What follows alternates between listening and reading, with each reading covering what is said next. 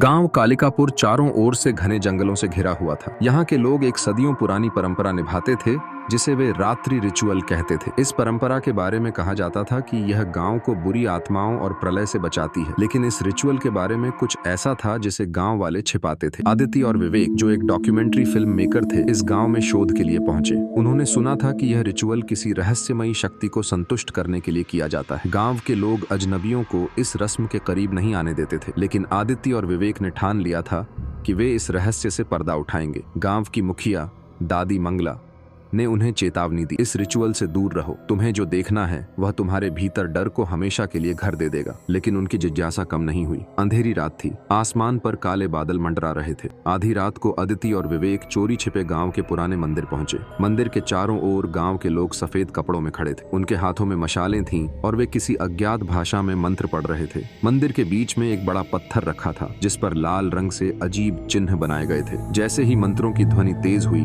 हवा ठंडी और भारी हो गई।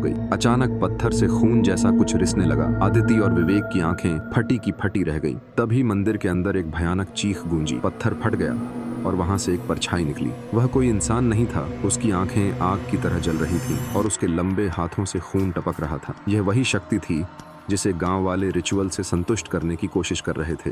आदित्य ने विवेक का हाथ पकड़कर जंगल की ओर भागने की कोशिश की, लेकिन जैसे ही वे भागे, वह परछाई उनके पीछे आ गई। हर कदम पर ऐसा लगता था जैसे अंधेरा उनके भीतर समा रहा हो। जंगल में पत्तों की सरसराहट, अजीब आवाजें और अचानक चुप्पी उनकी सांसें रोक रही थीं। अगले दिन अदिति बेहोश हालत में गांव के बाहर मिली। विवेक का कोई पता नहीं था। गांव वालों ने कहा, जिसने रिचुअल को तोड़ा वह बुराई के साथ हमेशा के लिए बंध जाता है। आदिति शहर तो लौट आई, लेकिन अब उसे हर अंधेरे कोने में वही जलती आंखें दिखाई देती थी। उसे लगता था जैसे वह परछाई उसकी हर सांस पर नजर रख रही हो।